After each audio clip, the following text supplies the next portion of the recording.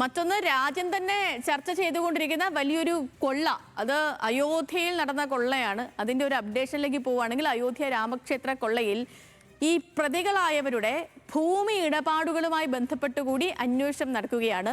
ഭൂമിക്ക് ഇടനില നിന്ന ബ്രോക്കർമാരെ ചോദ്യം ചെയ്ത് SIT അറസ്റ്റിലായ 8 പേരുമായി ബന്ധമുള്ള 20 പേരെ കേന്ദ്രീകരിച്ചാണ് അന്വേഷണം. വിശദാംശങ്ങൾ കണ്ടെത്താൻ റവന്യൂ വകുപ്പിനോട് SIT ആവശ്യപ്പെട്ടു. റവന്യൂ വകുപ്പിന്റെ റിപ്പോർട്ട് കിട്ടിയാൽ ഉടൻ തന്നെ ഭൂമികൾ കണ്ടുകെട്ടും. ശരത്ലാൽ വിവരങ്ങളുമായി ടെലിഫോൺ ലൈനിൽ നമുക്കൊപ്പം ചേർന്നുണ്ട്. ശരത്ത്, ഈ അയോധ്യ ഇടപാടുമായി ബന്ധപ്പെട്ട് രാമക്ഷേത്ര കൊള്ളയുമായി ബന്ധപ്പെട്ടുള്ള വിവരങ്ങളൊക്കെ പുറത്തു വന്നു. അതിന് പിന്നാലെ കണ്ടെത്തിയ ഒന്നായിരുന്നു ഈ ട്രസ്റ്റ് വാങ്ങിയ ഭൂമികളിൽ കേസിൽപ്പെട്ട ഭൂമികളും ഉണ്ട്. ഇതിന്റെ അടിസ്ഥാനത്തിൽ നേരത്തെ ഈ പ്രത്യേക അന്വേഷണ സംഘം ഈ ട്രസ്റ്റിന് ഭൂമി വിറ്റവരുടെ മൊഴിയൊക്കെ എടുത്തിരുന്നു.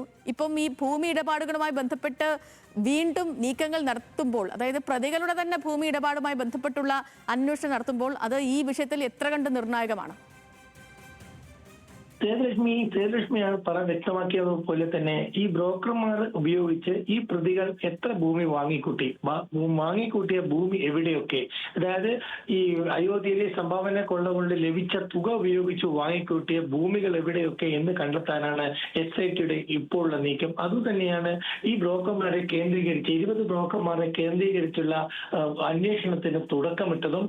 ഏതായാലും റവന്യൂ വകുപ്പിനോട് കളക്ടറടക്കമുള്ള അയോധ്യയിലെ റവന്യൂ വകുപ്പിനോട് കഴിഞ്ഞ 2 വർഷത്തിനിടയിൽ രജിസ്റ്റർ ചെയ്ത ഭൂമി സംബന്ധിച്ച പ്രതികളുമായി ബന്ധപ്പെട്ടവരോ പ്രതികളുമായിട്ട് അടുത്ത ബന്ധുക്കളുടെ പേരിലോ രജിസ്റ്റർ ചെയ്ത ഭൂമി സംബന്ധിച്ച വിശദ വിവരങ്ങളാണ് ഇപ്പോൾ തേടിയിരിക്കുന്നത്. പ്രതികളുമായി നേരിട്ട് ടെലിഫോണുമായി പ്രതികളായി കൂടിക്കാഴ്ച നടത്തുകയും ചെയ്ത 20 ബ്രോക്കർമാരെയാണ് ഇപ്പോൾ SIT നിരീക്ഷിക്കുന്നത്. ഇവരിൽ നിന്ന് കൂടുതൽ മൊഴിയെടുത്തു കഴിഞ്ഞാൽ ഈ ഭൂമി, അതായത് സംഭാവന കൊള്ളയിൽ നിന്ന് ലഭിച്ച പണം ഉപയോഗിച്ചാണ് ഈ ഭൂമി വാങ്ങിച്ചു കൂട്ടിയത്. അതുകൊണ്ട് തന്നെ ആ ഭൂമി കണ്ടുകെട്ടാനുള്ള നീക്കമാണ് SIT നടത്തുക. ശ്രീലക്ഷ്മി.